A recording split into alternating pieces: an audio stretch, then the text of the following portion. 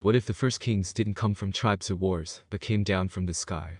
What if before people wrote down history, before a huge flood washed over the world, 8 beings ruled from a pyramid with a fire that never went out for so long it makes all of history seem tiny? This isn't just a story told in whispers. It's carved into the oldest clay tablets from Sumer, the Sumerian king list. One name after another: Alulam, Alalgar, Anminluana, Anmingalana, Dumuzid, Anspid, Zadana, Anminurana, Anubara Tutu. 8 kings who never died. Each one ruled not for decades, not for centuries, but for tens of thousands of years. Together, 241,200 years. A time period longer than every empire, every kingdom, every civilization we know about. And then, without warning, the record stops. One sentence ends it all, then the flood swept over. How could ancient writers carve such impossible numbers so carefully? Were these really kings or something much older? The Anunnaki, those who came from the heavens. And if their rule was real, what did they leave behind? Not just in ruins, but in us. Tonight we uncover the Pyramid of Flame. We welcoming the 8 statues that guard its bottom. Their faces turned forever towards star patterns that match their positions perfectly. We step into the time before the flood. And we ask the forbidden question: did humans once live under the rule of gods? Before pyramids were built, before cities carved names into clay, there were kings. Not kings like we understand them today, human men grabbing for power, but beings set to rule for cycles so long the stars themselves completed their rotations above them. The Sumerian tablets begin with this statement: when kingship came down from heaven, it was in Eridu. A statement both simple and amazing, a claim that rulership itself was not invented but delivered.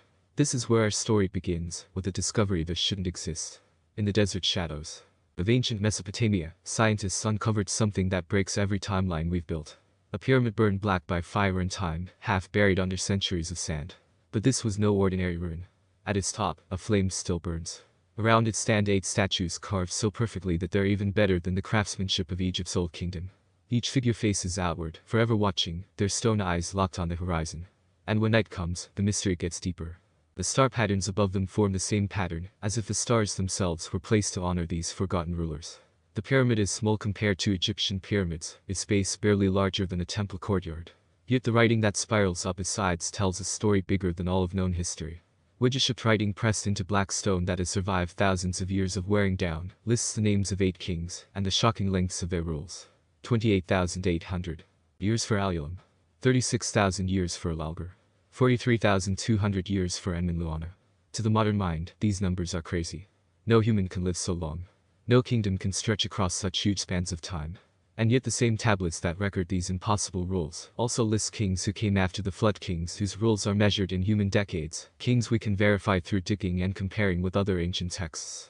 If the later half of the record is trustworthy, if post-flood rulers like the kingdom builders can be confirmed with our shovels and brushes, why should we reject what came before? This is the puzzle that sits at the heart of the mystery. Before the flood, kings with lifespans beyond understanding. After the flood, kings limited by human death. Between them, a single dividing line, then the flood swept over. Scholars, of course, have offered explanations. They say the first kings are symbolic, that the numbers are metaphors, cosmic cycles disguised as human rules. But if that's true, why are the numbers so exact? Why do they line up perfectly with the measurement the Sumerians called the Sar, a unit equal to 3,600 years, the foundation of their entire math system? Alulam ruled for 28,800 years, exactly 8 Sars. Alalgar ruled for 36,000 years, exactly 10 Sars. Anminluana ruled for 43,200 years, exactly 12 Sars. The pattern is on purpose. This is not poetic exaggeration. This is calculation. And so we find ourselves with a choice. To treat the record as story, a clever myth from a people 5,000 years gone, or to take it seriously, to ask whether there truly was a time before the flood when kingship was not mortal at all. The Anunnaki, those who came from heaven, linger in the background of this question. For some researchers, the king list is not evidence of myth, but evidence of their legacy. If kingship came down from heaven, was it actually handed down by beings who arrived in fire? If lifespan stretched into tens of thousands of years, were these rulers truly human? Or were they something else, something more governing in flesh, yet not bound by our limits of time? Consider the similarities. Around the world, civilization spoke of rulers who lived impossibly long lives. In the Bible, the patriarchs before the flood lived for centuries. Adam for 930 years, Noah for 950. In Hindu tradition, the Satya Yuga extends for ages beyond counting. In Egyptian king lists preserved at Abydos, divine rulers governed for thousands of years before mortal pharaohs. Different languages, different lands, but the same memory. Before a great flood, rulers lived for vast spans of time. After the flood, life got shorter. What happened at that boundary? Was there a change in the earth itself? A shift in human biology? Or was there simply a curtain drawn over memory, so that only fragments remained, written in myth and monument? As we step into this journey, we will walk king by king, city by city, monument by monument. From Eridu, the first city, where kingship came down, to the pyramid of flame that connected heaven and earth. From the roll of Alulim to the final warning of Yubar-Tutu, who saw the future waters and commanded his son to build an ark. 8 names, 8 rules. Together, 241,200 years. But we will not stop there. Beyond the flood lie new kings, human lifespans, and the echoes that travel through time, becoming the Neter of Egypt, the Nephilim. Of the Bible, the Devas of India. Beyond the scholars lie theories that dare to suggest the Anunnaki were real flesh and blood visitors from a planet called Nibiru, returning every 3,600 years to check on their creation. And beyond all of this lies the pyramid itself, buried but not dead. Waiting beneath the sands for the stars to align once more. Waiting for the flame to light again. Waiting for the return of the kings who once stood beneath a burning sky and shaped humanity in the image of the gods. This is the story of the time before the flood. The age of fire and starlight. The age when kingship came down from heaven and ruled until the waters swept it all away. Long before the scientists arrived with their brushes and cameras, long before the desert sands hid the truth beneath shifting dunes, there was a night when the sky itself split open. Rewind. Not centuries, not thousands of years. Rewind to the edge of memory itself. To a time before cities rose from plains, before the first wedge was pressed into wet clay, before humanity even had a word for king. The earth was younger then, darker. The stars burned with a clearness we can no longer see through the veil of our electric age. And on one of those ancient nights, beneath those unfamiliar star patterns, the heavens tore apart. It began as thunder without clouds. A sound that rolled across the wilderness like the voice of creation itself, vibrating through stone and bone like the few scattered tribes of early humans, hunters, gatherers, beings who had only just learned to tend fire looked up in terror and wonder. The sky was bleeding light. From the wound in the heavens came vessels. Not ships as we understand them, but chariots, forms of glowing geometry that moved with impossible grace, twirling fire that did not burn up, light that did not blind. Ancient texts from a dozen cultures would later call them Vimanas, Merkaba, divine boats. The Sumerians, when they finally learned to write, would use a simpler phrase, the boats of heaven. 8 chariots, 8 trails of fire across the black expanse of the pre-dawn sky. They came down, not gently, but with the force of judgment. Where they touched the earth, the ground shook, mountains split, rivers changed their courses. The air itself caught fire, turning the night into a false noon that lasted 7 heartbeats. And when the light finally dimmed, when the dust settled and the scorched earth cooled, they stood upon the plain. The 8. They were tall, taller than any human who had walked before them. The oldest accounts, preserved in fragments too damaged for complete translation, described them as shining ones, beings whose skin reflected light as if they were carved from polished bronze and moonstone. Their eyes held depths that human eyes could not meet. When they moved, the air around them shimmered with heat or power, or something for which no language yet existed. But they were not ghostly spirits. They had weight. They had substance. They left footprints in the sand, deep impressions that would be discovered thousands of years later, fossilized in stone, each print larger than a human head. They breathed. They spoke. And when they spoke, it was in thunder. Here, the first one said, his voice echoing not just in the air, but in the chests of every living thing within 100 miles. Here we begin. The place they chose was unremarkable. A stretch of marshland where 2 rivers came together, creating fertile ground between channels of water. The humans who witnessed the arrival would later name it Eridu, the first city, the place where civilization was born. But birth is rarely gentle. The 8 moved with purpose. Each took a position around the empty plain, forming a pattern that would not be understood until astronomers thousands of years later mapped the same shape in the stars above. They raised their hands, or what appeared to be hands, and from their palms came light. Not the warm light of fire, but something colder. More exact. It cut through rock as if stone were water. It melted sand into glass. It shaped the earth itself to their will. Alulim stood at the northern point, the tallest. His presence radiating what the ancients would call knowledge. When he moved, the very atoms seemed to arrange themselves in his wake, creating order from chaos. Alalgar took the south, embodiment of law.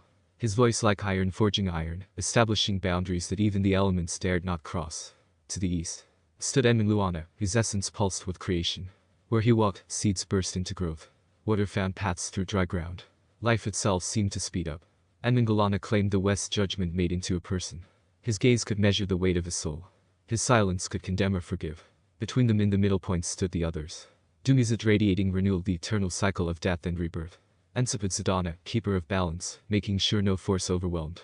Another. Enmenurana, master of rising up, the bridge between earth and heaven. And finally, Yubar-Tutu, guardian of preservation, the one who would remember when all others forgot. They did not speak to the humans who watched from the shadows. Not yet. First, they had work to complete. The construction took 7 nights. The first night they cleared the ground, removing every imperfection, every bump until the earth was smooth as polished black glass. The second night they set the foundation stones, massive blocks of black volcanic rock that seemed to appear from nothing, each one carved with symbols that glowed faintly in the darkness. The third night they raised the first level of the pyramid, building upward in perfect mathematical proportion.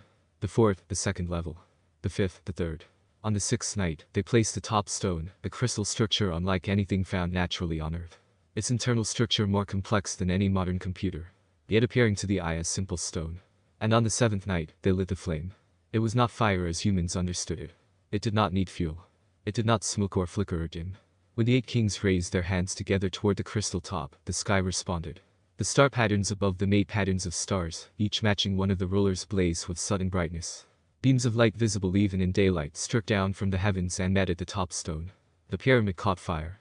The flame that burst from its peak was white gold, eternal, the column of energy that connected the earth to something beyond the vault of stars. The 8 stood in a circle around their creation, and for the first time they spoke to the humans trembling in the darkness beyond the light. We are the custodians. Their voices thundered as one. We have come from the place beyond the waters of space, from the world you will call Nibiru. We are the Anunnaki, those who from heaven came to earth. The humans fell to their faces, unable to understand, barely able to breathe in the presence of such power. Your kind has been chosen, the voice continued, coming from all 8 at the same time, as if they shared a single mind. You will be shaped, lifted up, made into vessels of divine purpose. From you will come those who carry our light into the ages. From you will spring civilization, knowledge, order. You will learn to build, to measure, to record, to remember. This is our promise with you. We will rule. We will guide. We will preserve you from the darkness that eats up lesser worlds. And in return, you will honor us. You will remember us. You will keep the flame alive. The pyramid blazed brighter. And around its base, the 8 kings planted markers of authority, technological devices disguised as ceremonial staffs. Where each marker touched the earth, the ground itself changed, becoming harder, darker, more permanent. The boundary of the first city was established. Within that boundary, humans would be protected, taught, transformed. Outside it, the old world would continue wild, untamed, forgotten. This is Eridu, Alulim declared, stepping forward from the circle. The first gift, the first promise, the foundation of all that will come. When kingship came down from heaven, it came down here. The flame atop the pyramid pulsed once, twice, 3 times. And with each pulse, the humans felt something. Change within themselves. A door opening in their minds. The first spark of true awareness. The beginning of the long transformation from animals who walked upright to beings who would one day reach for the stars themselves. The 8 immortal kings had arrived. Their rule spanning 241,200 years had begun. And humanity, kneeling in the sand before beings of fire and starlight, would never be the same. Time does strange things when measured against immortality. A human lifetime 70. Perhaps 80 years is a breath. A century, a single season in a much longer year. But when centuries stack upon centuries, when thousands of years blur into ages, time itself begins to lose meaning. Days become impossible to tell apart from one another. Generations of humans rise and fall like waves against an eternal shore. And the 8 kings did not age. In the beginning, the humans who served them expected change. They watched their rulers closely, searching for the signs they knew. From their own lives, the silver creeping into hair, the lines deepening around eyes, the slow weakening of limbs. But those signs never came. Year after year, decade after decade, the 8 remained exactly as they had been on the night they came down from the sky. If anything, they grew more bright. Alulim still stood at the northern temple of Eridu, and under his guidance, humanity learned to measure.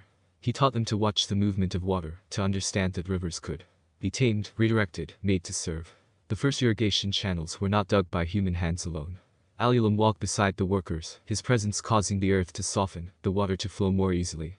Under his rule, the marshlands changed into gardens. Fields of barley stretched toward the horizon, their golden heads swing in rhythm with the seasons he had taught them to recognize. Water is life, he would say, his voice ringing like a bell in still air.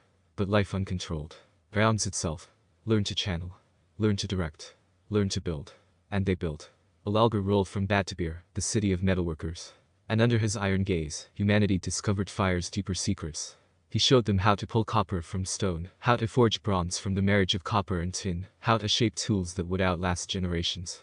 His temple was a place of hammers and furnaces where apprentices worked for lifetimes to master what Alalgar demonstrated with a gesture. When he touched raw ore, it seemed to purify itself, impurities falling away like shed skin.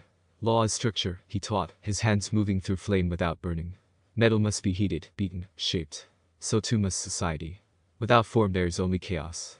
To the east in Larak, a city now lost to time and sand, Enmenluana presided over the birth of writing. The first symbols were not carved into clay tablets, but drawn in the air by his glowing fingers patterns of light that stayed for heartbeats before fading. The scribes learned to copy what he showed them, pressing wedges into soft clay, transforming thought into permanent form. With writing came memory. With memory came history. And with history came the terrible realization the kings were eternal, but humanity was not. Enmengalana established the first courts in Sippar, where justice was given out not by might, but by measured judgment. He created laws, not simple tribal customs, but complex codes that predicted disputes before they happened. Under his guidance, humanity learned that truth could be determined, that conflicts could be resolved without bloodshed, that order could emerge from disagreement. But his justice was absolute, and absolute justice, the humans learned, could feel cruel. Dumuzid brought medicine to the cities, teaching the preparation of herbs, the setting of bones, the treatment of fevers. He understood the body in ways that seemed impossible, as if he could see through flesh to the systems beneath. Under his teaching, healers learned that life could be extended, suffering lessened, death sometimes delayed, but never defeated. Ensabitsadana gave them astronomy. He taught them to read the stars not as random lights, but as a calendar written across the heavens. The movements of heavenly bodies predicted floods, marked seasons, measured years. The priests he trained could calculate eclipses generations in advance, could track the wandering planets, could name every visible star. And all those stars, their eyes, formed patterns that matched the positions of the 8 kings around the pyramid. As above, so below. Enmenurana revealed the principles of architecture. Not simple mud brick structures, but buildings designed with mathematical precision. Temples that channeled energy, pyramids that reached toward the heavens. Under his instruction, humanity raised monuments that defied their primitive tools. Structures so perfectly aligned that modern engineers would struggle to copy them. And Yubara Tutu, the youngest of the 8, taught them the most precious gift of all, preservation. How to store grain against famine. How to record knowledge for future generations. How to maintain what had been built, to protect against breaking down and decay. Everything ends, he would say quietly, his eyes reflecting depths the others did not possess. But endings can be delayed. Memory can survive the dying of those who remember. Even then, he seemed to know something the others did not. The centuries piled upon each other like layers of sediment, and still the 8 did not age. But their immortality showed itself in ways that became more and more obvious, more and more other. Their skin began to give off a faint glow in darkness, a soft light that grew stronger as centuries became thousands of years. In direct sunlight, they seemed almost see-through, as if light passed through them, rather than bouncing off their surfaces. Priests who stood too close reported feeling warmth radiating from their bodies, a heat that had nothing to do with temperature, and everything to do with energy. And when they were wounded rare accidents during demonstrations or construction, they did not bleed red. Their blood was gold, liquid gold, warm and thick, that dried into metallic dust, and left stains that never fully washed away. The first time a human witnessed this, when Dumuzid cut his palm while teaching surgery, the observer fell to his knees in terrified worship. "You are not kings," the human whispered. "You are gods." Dumuzid looked at his golden palm, watching the wound seal itself without scar, and something flickered across his face, an expression the human could not read. "No," he said quietly. "We are not." But the distinction no longer mattered. The humans built shrines, small at first, corners of rooms set aside with offerings of grain and bronze. Then larger structures. Then temples that rivaled the king's own houses. They created rituals, prayers, ceremonies. They gave the 8 new names, titles that spoke of divinity. Alulum the eternal. Alalgar the unyielding. Enmenluana the illuminator. The 8 did not encourage this worship, but they did not stop it either. And as the worship grew, something else began to grow with the distance. The first whispers of unhappiness did not come from the humans, but from the immortals themselves. In the council chamber beneath the pyramid, where the 8 gathered when the stars aligned, voices began to rise in disagreement. Not angry, not yet, but strained, carrying the weight of differences that had hardened over thousands of years. They asked for more, and Enmenluana sat during one such gathering, his glowing form pacing the chamber's edge. Knowledge of the deeper sciences, the principles behind the flame, the mathematics of the stars beyond what we've shown them. "And you want to give it to them," Alalgar replied, his voice flat as hammered bronze. "To hand them power they cannot control. How will they learn control if we never give them the chance to practice it? How will anything survive if we give them the power to destroy themselves?" The debate was old as the rule itself. But it was growing sharper with each passing century. Some of the 8 saw humanity's progress as the purpose of their presence. Others saw it as a danger that must be carefully managed. And the longer they ruled, the more stuck each position became. Dumuzid, who had saved countless human lives, spoke softly. "We are watching them die. Every generation, we watch them die. Perhaps if we shared more, if we gave them the gift of extended life." No. Tutu's voice cut through the chamber with unexpected force. The youngest of the 8 rarely spoke in council, but when he did, the others listened. Some gifts become curses. Some knowledge brings only suffering. We must be careful what we leave behind. Leave behind. And Mangalana turned sharply. You speak as if our rule will end. Silence fell across the chamber. Outside, the eternal flame pulsed against the night sky. Inside, 8 immortal beings looked at one another, and for the first time in their long existence, uncertainty flickered between them. Everything ends, Tutu repeated, echoing the lesson he had taught humans for thousands of years. Even us. Perhaps especially us. The flame atop the pyramid flickered just once, just for a heartbeat. But all 8 of them felt it. A momentary disruption in the flow of energy from the stars. A warning or a promise. Outside, the humans slept peacefully, secure in the belief that their gods were eternal, unchanging, forever kind. Inside, the 8 kings looked at each other across an expanding gulf of thousands of years and competing philosophies, and wondered if immortality was a gift they had been given or a sentence they were serving. The rule continued. But beneath the surface of eternal rule, cracks had begun to form. Of all the wonders the 8 kings brought to earth, none surpassed the pyramid of Eridu. Not in size, the pyramids that would rise thousands of years later in Egypt would be bigger. Not in wealth, the hanging gardens and golden temples of Babylon would exceed its material riches. But in purpose, in the sheer boldness of what it was designed to accomplish, nothing humanity would ever build would come close. It was not merely a temple. It was a bridge. The construction had taken 7 nights, or so the legends claimed. But the truth, preserved in fragments by astronomers who witnessed it, spoke of something more complex. The physical structure rose in 7 nights. The activation took 7,000 years. The foundation was laid first, not on sand, but on bedrock, exposed by channels the kings themselves carved through layers of sediment. Massive blocks of basalt volcanic stone pulled from mountains hundreds of miles distant were set in a pattern that matched no building tradition. Because no tradition yet existed. Each block was carved with symbols that came before cuneiform, a mathematical language that described forces rather than objects, relationships rather than things. Bronze came next.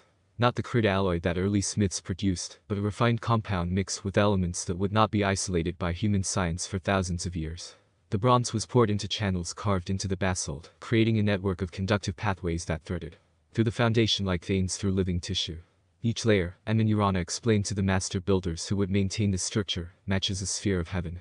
The pyramid rose in 7 levels, each smaller than the one below, creating the distinctive step profile that would define sacred architecture for thousands of years to come. But the levels were not random.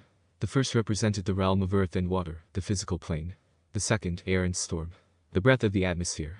The third, fire and energy, the transforming forces. The fourth, the boundary of death, where earth met sky. The 5th level marked the beginning of the heavenly realms, the sphere of the wandering stars, the planets that moved through the fixed cosmos.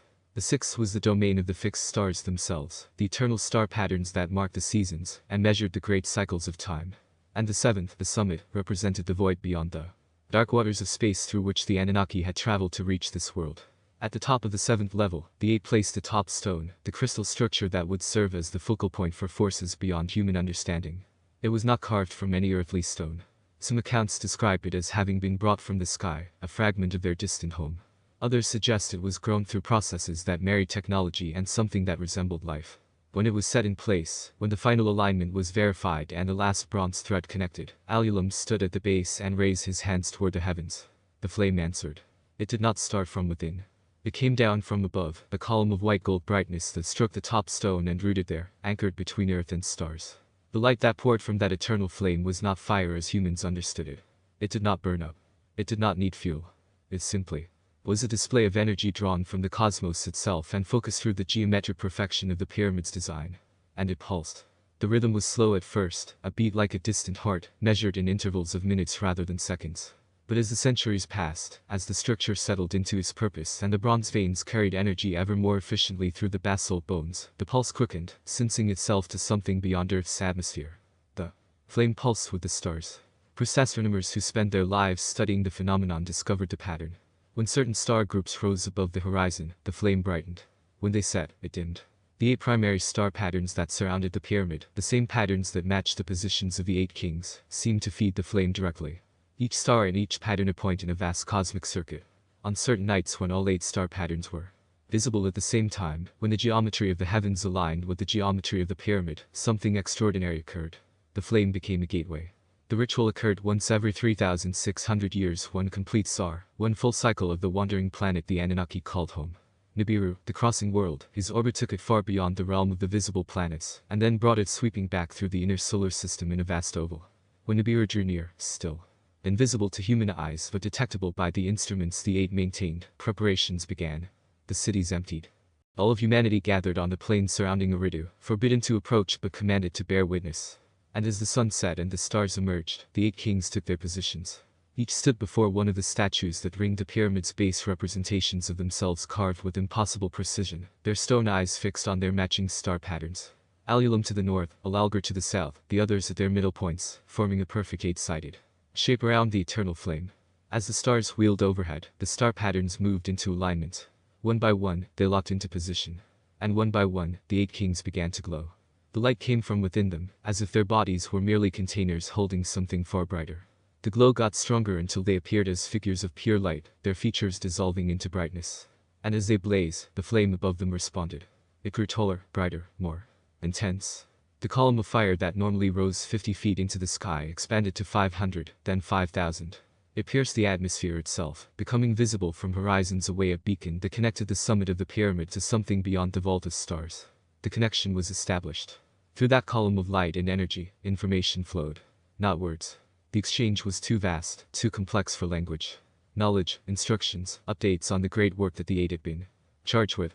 And from Earth, reports traveled upward: the status of the genetic project called humanity, the progress of civilization, the challenges and complications of shaping a species from the raw material of primates into something that could one day reach the stars themselves.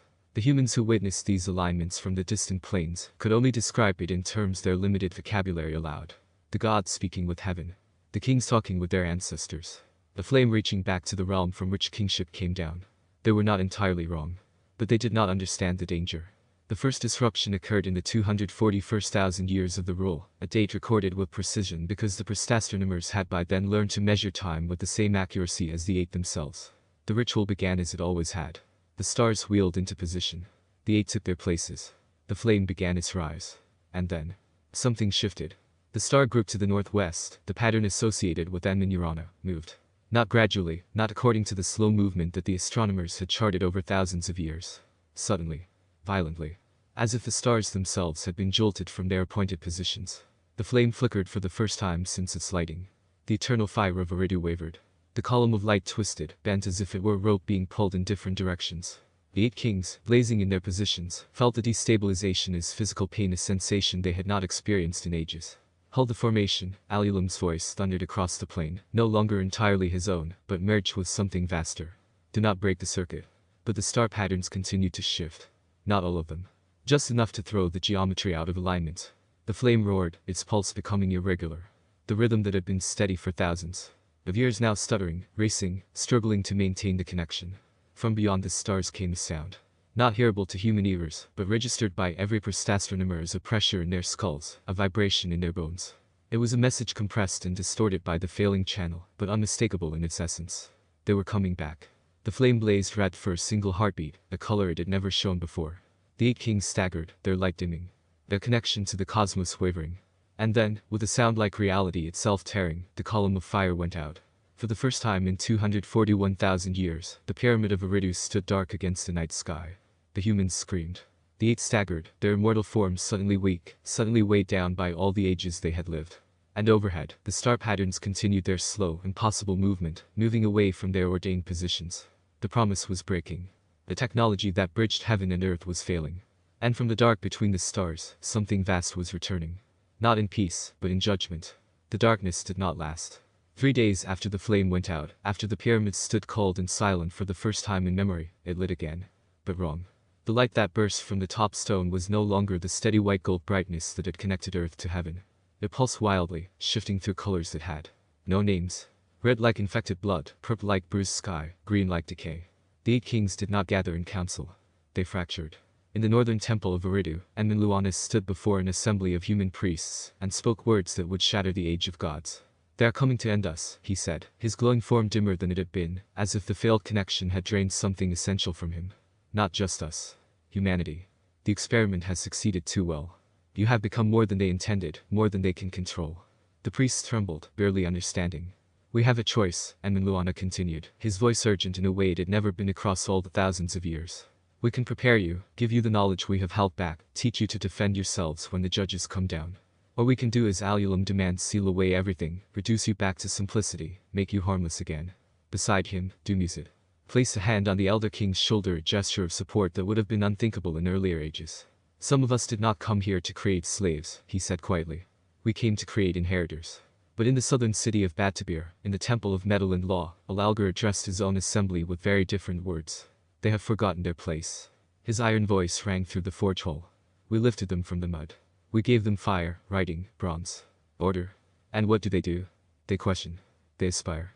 They look at the stars and think they deserve to touch them. Alulim stood beside him, the eldest of the 8, his face carved from something harder than stone. The connection failed because the balance has been disrupted. Humanity was never meant to advance this far, this fast. Some among us, his gaze carried weight across the miles toward Eridu, have been too generous. Have forgotten the warnings. Have forgotten what happens when a creation surpasses its creators. We must restore order, Alalgar declared. Strip away what should never have been taught. Return them to the level that can be safely managed. The judges will see that we have corrected the imbalance. The promise can be restored. But order, once broken, cannot be easily restored. The first attack fell on the road between Eridu and Batabir. The caravan was traveling merchants carrying bronze tools from Alalgar's forges to Enminluana's scholars. They never arrived. Witnesses on both ends reported the same thing, a flash of light that turned night into noon. A sound like reality itself tearing. And then silence. When scouts reached the location, they found only glass. The sand itself melted into a crystal-like crater. Every living thing within it reduced to shadow and ash. No one claimed responsibility. But everyone knew. The war between the gods had begun. It was not fraught with armies. Humans were too slow, too fragile, too irrelevant to conflicts between beings who bent physics itself to their will. It was fought with forces that ancient texts could only describe in metaphor. Lightning without sound. Fire that folds upward. Light that destroys without heat. But they were not metaphors. The weapons the 8 kings turned upon each other were not swords or spears, but focused applications of the same cosmic energies that powered the pyramid. The same forces they had used to build civilization. In the hands of immortals consumed by thousands of years of growing philosophical divides, those forces became instruments of unmaking. Enminluana, who had presided over justice for ages, found himself forced to choose sides. He chose law, chose order, chose Alulim. His judgment, which had always been measured and fair, became absolute and merciless.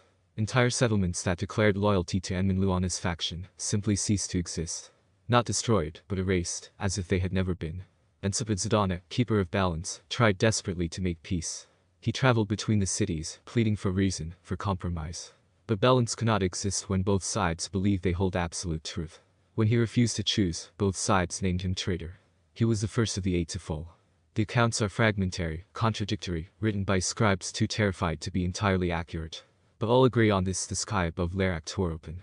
Light poured down, not from the stars, but from nothing, from the void between realities. Zidana stood at the center of that light, his arms spread wide, trying to absorb forces meant to destroy the city he protected. His body converted to light, then to sound, then to something that scribes described as the color of absence. And then he was simply gone. The first immortal death in 241,000 years. The remaining 7 went silent with shock. For 3 days, no attacks fell, no weapons fired. The cities held their breath. And then the sky itself began to scream. The flame of Eridu, already unstable, began to feed on the violence. With each weapon fired, with each application of cosmic force, energy leaked into the network of bronze and basalt that threaded through the pyramid. The structure had been designed to channel power from the stars to the earth. But now it was drawing power from the war itself, from the breaking of reality that occurred every time the immortals clashed. It grew brighter and brighter and brighter still. Yubara Tutu, who had remained isolated in his tower of preservation throughout the conflict, came out to find the flame visible from 100 miles away, a column of tortured light that pulsed with Caesar-inducing intensity. He climbed the pyramid alone, going up level by level, feeling the heat that radiated from the bronze veins beneath the basalt. At the summit, before the crystal-top stone, he placed his hands on the stone and felt the feedback from the cosmic circuit. What he sensed there made his blood golden and glowing run cold. The pyramid was overloading. The forces it was drawing in exceeded anything it had been designed to channel. The crystal structure at its heart was breaking under the strain. Tiny cracks spreading through its impossible geometry. And if it failed completely, if a shattered well still connected to the fabric of reality itself, the explosion would tear the world in half. He went down at a run and found the others, all 7 of them, divided into their factions, but still bound by their shared origin, gathered on the plains below. They had felt it too. The building disaster. The approaching point of no return. We have to shut it down, Yubar Tutu gasped, his eternal calm finally shattered. All of us. Together. Now. We can't, Anminurana replied, his voice hollow. The connection to Nibiru is still active, damaged, but active. If we cut it while they're mid-transit, then they'll arrive to find a dead world, Yubar Tutu shouted. Because that's what this will become if we don't act. But acting required unity. And unity required trust. And trust had been burned up in the fires of their civil war. On the horizon, another flash of light. Another weapon fired. Another impossible force unleashed. The flame responded, flaring brighter, its pulse racing faster. Inside the pyramid, the bronze veins began to glow red, then white, carrying more energy than they were ever meant to bear. Humanity watched from there. Cities, their farms, their hiding places. They watched their gods, beings they had worshipped for longer than human memory could hold terror at each other and the world around them. They watched civilization, that precious gift that had taken thousands of years to build, crumble in days. Some prayed. Some fled. Some simply sat and waited for the end. And in the temple of Batabir, Alulim made a decision. If we cannot restore order, he said to Ululgar, his oldest ally, then we will. Invoke the final protocol. Ululgar's eyes whitened, the first expression of fear he had shown in ages. You can't mean the cleansing. Yes. Alulim's voice was granite. We will wipe it clean. Return the world to its beginning state. Start again. Do it right this time. That will kill them all, Dumuzid said from the doorway where he had been listening. Every human. Everything we've built. Everything we've taught. Better that than what's coming, Alulim replied. But Dumuzid turned. And ran, racing toward Eridu to warn Anminurana. And the war, which had been terrible, became catastrophic. Above them all, the pyramid of Eridu burned brighter than the sun at noon, a beacon visible from beyond the atmosphere, announcing to anything watching from the cosmos that something on Earth had gone catastrophically wrong. The judges were coming. And they would arrive to find not the orderly experiment they had commanded, but a world tearing itself apart, ruled by broken immortals. And populated by humans caught between gods at war. They came without warning, though in truth they had been coming for years, crossing the vast dark between worlds at speeds that bent physics into new shapes. The sky did not split open as it had when the eight came down. There was no thunder, no chariots of fire trailing glory across the atmosphere. Instead, the stars simply stopped. Every point of light in the heavens froze mid-rotation, stopping the cosmic wheel that had turned without pause since creation itself. And then the sky spoke. The voice was not sound. It was pressure, absolute, inescapable, that pressed down on every living thing beneath the frozen stars. Humans fell to their knees, their minds unable to process the presence of something so vast it seemed to occupy multiple dimensions at the same time.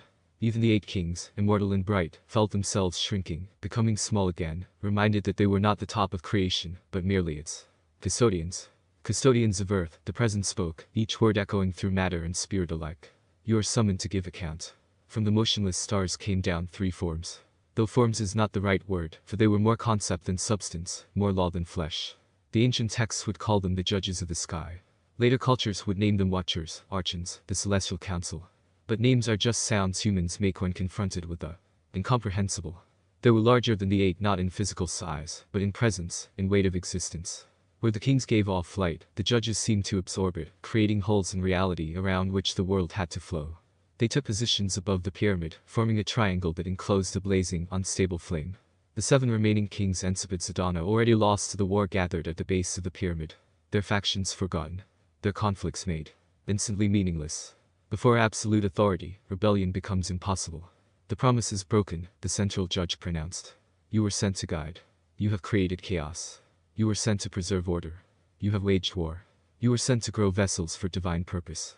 You have created rivals. Alulim stepped forward, his glowing form somehow smaller in the presence of his superiors. We sought only to fulfill our mission to shape humanity according to the blueprint. You exceeded the blueprint. The words fell like an executioner's blade. Humanity has learned writing, mathematics, metalworking, astronomy. They build monuments. They measure time. They question. They aspire. They look at the stars and believe themselves capable of reaching them. Is it not success? Anminluana's voice trembled with desperate hope. We have lifted them beyond all initial projections. They are magnificent. They are dangerous. The middle judge shifted, and reality bent around the movement. Above them, the unstable flame of Eridu pulsed in time with their words. You were warned. The template allows for intelligence sufficient to serve, not to rival. Awareness adequate for purpose, not for independence. You have created a species that mirrors your own path. And you know where that path leads. A pause heavy with meanings the humans could not grasp. But the kings understood all too well. Your own makers learned this lesson, as did their makers before them. The pattern is ancient and absolute. Creation that rivals creator becomes either slave or successor. There is no third path. Then let them be successors. Dumuzid's voice rang with defiance that bordered on suicide. Let humanity inherit what we have built. They deserve, you do not determine what they deserve. The finality in those words ended all argument. The kings have been divided. The promise has been violated. The connection must be severed. The three judges raised what might have been arms. And from their forms came something that was not light, not darkness, but the absence of both a null force that struck the top stone of the pyramid with soundless impact. The flames screamed. For the first time since its lighting 241,000 years earlier, the eternal fire of Eridu experienced pain. The column of energy twisted, writhed as the connection to Nibiru was forcibly torn away. The bronze veins that threaded through the basalt pyramid began to crack, releasing energy in violent pulses. The star patterns overhead frozen until now suddenly started moving again, but distorted, displaced, as if the cosmic geometry itself had been shattered. The 8 kings fell to their knees, hands clutching at heads, bodies shaking as their connection to the source was cut. The golden blood that ran through their veins turned sluggish, cold. The light that had come from their skin began to dim. For the first time in their existence, they felt mortal. And then the flame went out. Total darkness. The pyramid, which had blazed for longer than human civilization, stood silent and dead against the frozen stars. The only light came from the judges themselves. And that light was terrible to see. The kings are called, the central judge pronounced. You will be taken to face judgment before the highest court. Your stewardship is ended. Your rule is finished. And humanity.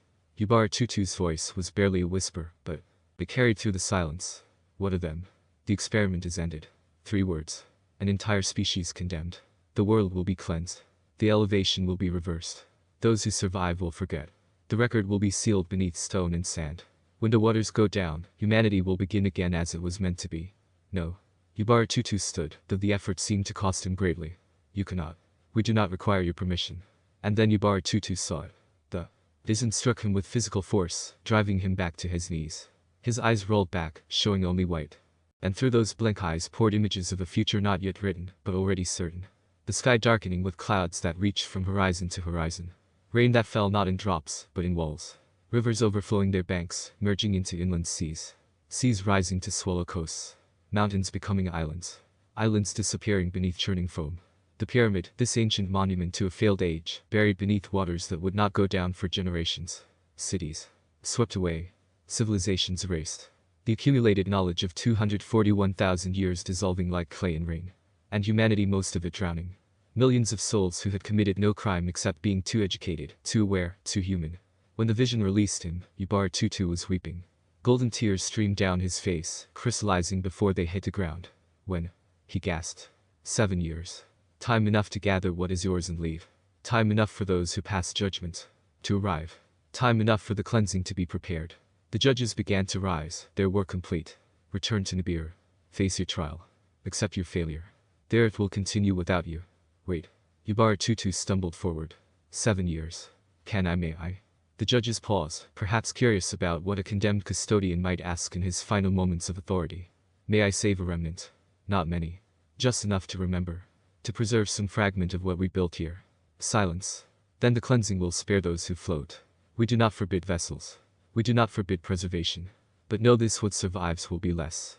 Humanity will forget its elevation. The memories will fade. The knowledge will be lost. You may preserve bodies. You cannot preserve what they have become. And then the judges were gone, rising beyond the frozen stars, leaving the 7 kings alone in the darkness beside their dead flame. Yubar-Tutu did not hesitate. He walked from the pyramid directly to his son's home in the city of Shurapak. Zaisudra was human, one of the hybrid line born between immortal kings and human mothers, carrying traces of both ancestries in his blood. He had lived 400 years already and showed no signs of aging. Of all humanity, he was closest to understanding what his father truly was. Father Zaisudra opened his door to find Yubar-Tutu standing there, diminished, darkened, his light almost entirely gone. My son, Yubar-Tutu said, and his voice cracked with the grief that spanned ages. I need you to build something. Build it large. Build it strong. Build it to float. A vessel for what? For everything that must survive. And there, in the doorway, as the first unnatural clouds began to gather on the horizon, Yubar-Tutu told his son about the coming flood. Above them, the stars remained frozen for 3 more hours before finally, mercifully, starting their eternal dance again. But in new positions. Marking a new age. The age of gods had ended. The age of survival was about to begin. 7 years is both forever and no time at all. For Zaisudra and the workers who labored beside him, 7 years meant every waking moment devoted to a single purpose: the vessel. They built it not on water, but on high ground, following specifications that Tutu provided dimensions that seemed random, until one realized they described ratios, proportions that would allow the structure to survive forces no ship had ever been designed to endure. The vessel was not beautiful. It was a floating fortress, rectangular, massive, sealed with pitch both inside and out. 3 decks to separate species. Compartments for supplies. Systems for fresh water. But most importantly, a chamber at the very center lined with bronze and stone, designed to house something more precious than life itself. While they built, the world continued. Humanity, unaware of its sentence, celebrated harvests and mourned deaths, waged small wars and negotiated smaller peace treaties. The cities functioned. Trade routes remained open. Scribes continued pressing their wedges into clay, recording transactions and treaties that would never be read by future generations. The 8 kings diminished and darkened withdrew to their temples. Some to pray. Some to rage. Some simply to wait for the end in silence. And the judges, having delivered their verdict, left, returning to Nibiru, to the cosmic court, leaving Earth to the processes they had set in motion. The sky knew first. It began on a morning that seemed ordinary. The sun rose. Farmers walked to their fields. But those who studied the heavens noticed something wrong. The clouds were moving against the wind. Formations that should have broken apart instead came together, drawn together from all horizons, meeting at a point directly above the plains of Sumer. By midday, the sky had darkened to twilight. By evening, the first drops fell. They were not like normal rain. Each drop was too heavy, too cold, carrying a weight that suggested it had fallen from far higher than any earthly cloud. When they struck the ground, they left impressions, small craters in the dust that did not immediately absorb the water, but held it as if the earth itself was refusing what the sky offered. The astronomers checked their tablets, their star charts, their carefully kept records of weather patterns spanning thousands of years. Nothing in their files predicted this. Nothing in their mathematical models allowed for it. And then the sky opened. And knowledge became irrelevant. The rain did not slowly get stronger. It arrived fully formed, a complete system, as if an ocean floating above the world had suddenly been released. It fell in sheets so thick that you couldn't see more than an arm's length. It fell with such force that it stripped leaves from trees, washed soil from hillsides, shattered clay roofs. That had stood for centuries. But worse than the rain from above was the rain from below. The ground began to weep. Springs that had been dry for generations suddenly burst forth. Wells overflowed. Rivers swelled beyond their banks within hours. And from the deep places, from cracks in the earth that no one knew existed, water surged upward. Not the fresh water of rain, but salt water, bitter water, water that had been trapped beneath the crust since the world's formation. The sky above and the deep below had been breached at the same time. Sutter stood at the door of his completed vessel, watching the water rise around its base, and understood with terrible clearness that his father had not exaggerated. This was not a storm. This was the world returning to its beginning state. The separation of waters from land being reversed. Creation itself running backward. Everyone inside, he commanded. Now. The lowlands vanished first.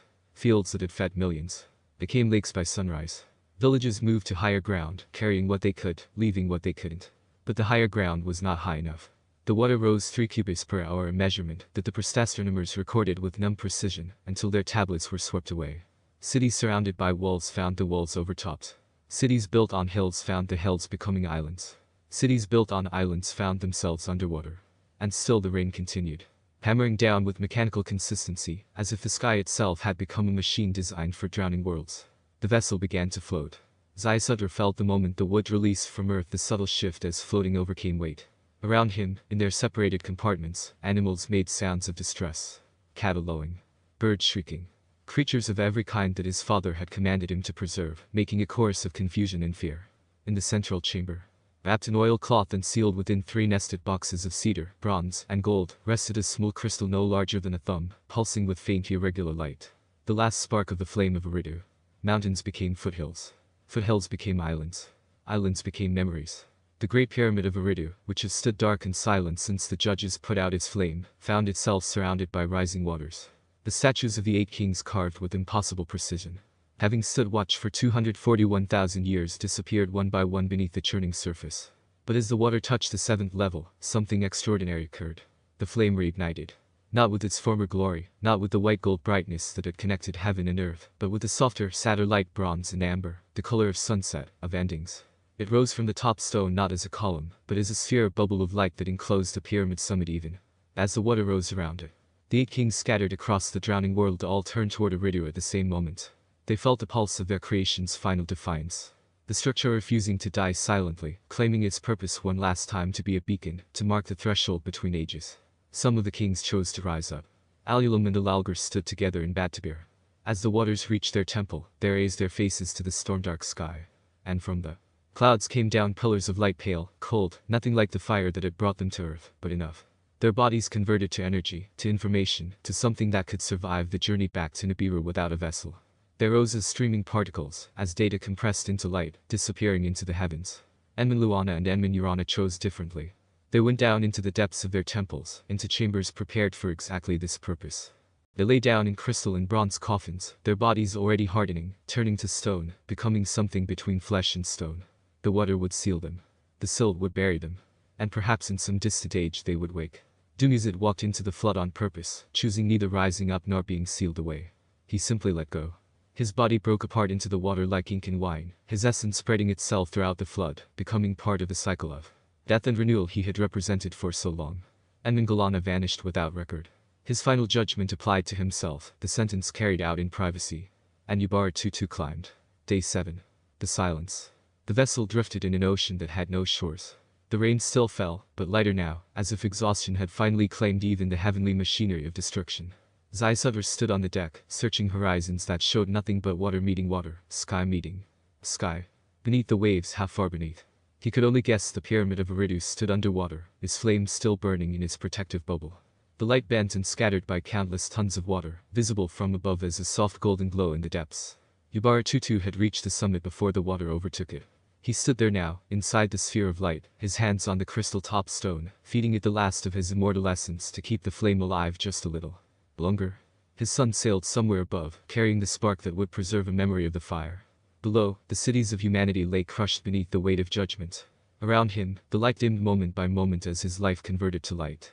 When the flame finally went out for the second and final time, Yubara Tutu's body remained not broken apart, not risen up, not sealed elsewhere, but rooted there at the top of the pyramid. His hands fused to the stone. His face turned upward toward a surface he could no longer see. The last king. The final guardian. Preserved perfectly in the airless darkness. Waiting for someone, someday, to find him. Above, the rain stopped. The silence that followed was absolute. No birds sang because no trees remained above water for them to sit upon. No wind blew because the normal patterns of atmosphere had been shattered. Even the lapping of waves seemed quiet, as if the water itself was shocked by what it had accomplished. Zaisudra stood on his floating fortress, holding his son barely 3 years old, born just before the flood began, and looked at the drowned world. Everything was gone. Everyone was gone. The accumulated knowledge of 241,000 years. The libraries and temples and workshops. The irrigation systems and astronomical observatories and metalworking forges. All of it beneath an ocean that stretched unbroken to every horizon. In his pocket, wrapped in oiled leather, the crystal spark pulsed. Weekly. 147 days. The vessel would drift. 147 days before the waters would begin, slowly, to go down. 147 days of silence broken only by the sounds of animals, and the quiet weeping of the last man who remembered the age before the flood. The world had ended. And in ending, it would begin again. The waters went down slowly, revealing a world made strange. Mountains that had stood in the north now rose at the east. Rivers carved. New paths through landscapes reshaped by the weight of oceans. Forests that had taken thousands of years to grow were gone, replaced by plains of silt that stretched to horizons, still adjusting to their new positions. The earth had been kneaded like clay, reformed, reset. When Zaisudra's vessel finally landed on the peak of what would later be called Mount Arad, he opened the door to a world that remembered nothing. The survivors who came out, his family, the animals, the seeds and tools and scrolls he had preserved, stood on bare rock and looked down at a planet that had forgotten it was ever civilized. No roads. No cities. No fields of grain or fruit orchards. Just raw earth waiting to be claimed again by life that would have to start over. Almost. In Zaisudra's hands, wrapped in its triple boxes, the crystal spark still pulsed faint but steady. The last ember of the flame of Eridu. The last physical connection to a time when gods walked as kings in humanity. Learned from immortals. He built an altar on the mountaintop. Not a temple. He lacked the knowledge, the materials, the workforce. Just a simple pile of stones with the crystal placed at its center. And there he made a promise to his father, to the drowned world, to the future I will remember. But memory, he would learn, is the most fragile thing humanity possesses. The first generation born after the flood listened to their grandfathers' stories with rapt attention. They heard about the 8 kings who ruled for thousands of years, about the pyramid crowned with eternal flame, about cities that stretched to the horizon, and knowledge that included the movements of the stars. They believed him. How could they not? Zaisudra lived for 900 years after the flood, an impossible span by later standards, but a pale shadow of true immortality. His blood, carrying traces of his father's divine heritage, kept him alive long enough to see his children's children's children grow old and die. But with each generation, the details became hazier. The second generation asked, did the kings really live for tens of thousands of years, grandfather? Or is that symbolic? The third generation said, the pyramid of fire must have been a metaphor, yes, for the sun, for enlightenment. By the fourth generation, many were saying, the old man's mind has broken. These numbers cannot be real. No being lives so long. No flame burns forever. Sutter watched the truth dissolve into legend, helpless to stop it. Human lifespans were shortening with each generation. 900 years became 800, then 600, then 400. The hybrid strength that had allowed the post-flood survivors to live for centuries was diluting, fading, as if the very biology of humanity was being downgraded to match their reduced circumstances. Kingship, when it finally came back in the new civilizations rising from the silt, was human. Kings ruled for decades, not thousands of years. They were crowned as young men and died as old ones. The Sumerian king list, when it was finally carved into clay again thousands of years later, showed the break clearly. Before the flood Alulim, 28,800 years. Alalgar, 36,000 years. After the flood Gusher, 1,200 years. Nanjashlishma, 670 years. Still long by later standards, but human, understandable, mortal. And with each passing generation, the memory of the eight became more broken, more confused, more turned into myth, until it stopped being memory at all and became simply story. But stories are tough things. They travel. They adapt. They survive in forms their original tellers would barely recognize. When the tribes that had gathered around Sutter's mountain finally spread out, driven by population growth, resource scarcity, wanderlust, they carried versions of the story with them. And as they spread across the recovering world, the tale split into 1,000 variations. In Egypt, the survivors who settled along the Nile remembered rulers who came before the pharaohs, the Neter, the divine kings who governed for vast spans before the Great Flood. The priest Manetho, writing thousands of years later, would record their rules in numbers that scholars dismissed as fantasy. 13,900 years. 11,000 years. Spans that echoed the original 8. In the lands that would become Israel, the memory transformed into the Nephilim, the giants who walked the earth. Before the flood, the offspring of sons of God and daughters of men.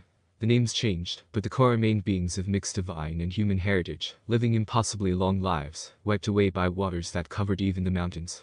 To the east, in the valleys where the Indus would flow, the memory became the Devas, heavenly beings who came down to guide humanity through ages called yugas, each spanning thousands of years.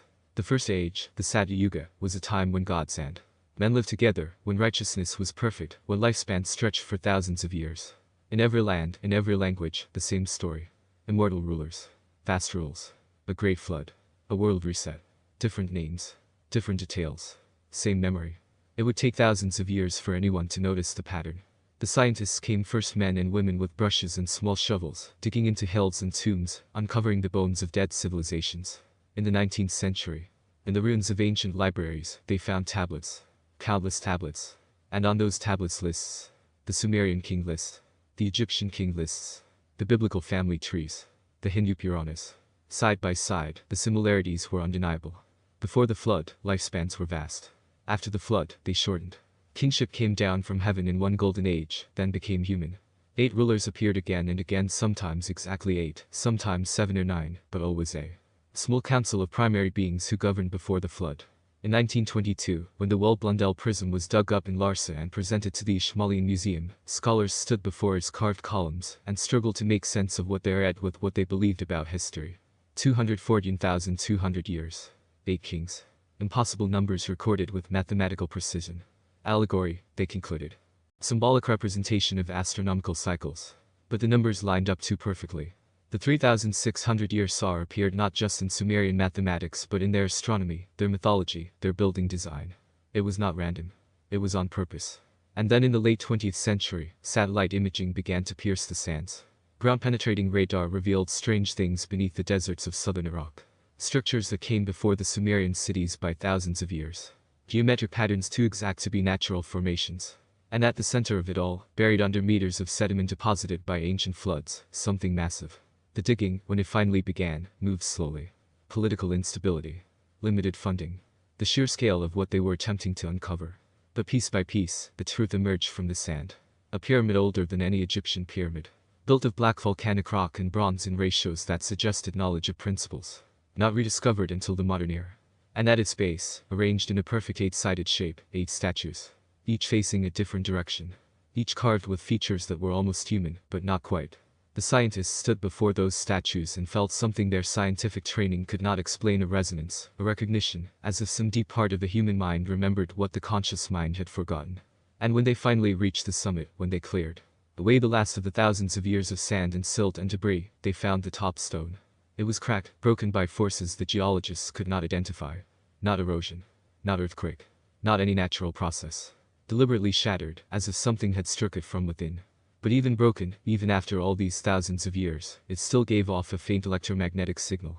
The instruments registered it, a pulse irregular, but steady like a heartbeat struggling to continue. 0.0001 Hertz. Once every few years, the crystal gave off a burst of energy so faint it was barely different from background radiation. But present. Measurable. Real. The pyramid was not dead. It was waiting. At night, when the digging teams returned to their camps, some reported dreams. The same dream experienced independently by people who had never discussed it with each other. 8 figures standing in a circle. A pyramid crowned with fire. Stars that formed living patterns. Overhead. And a voice not heard but felt saying the same thing over and over. When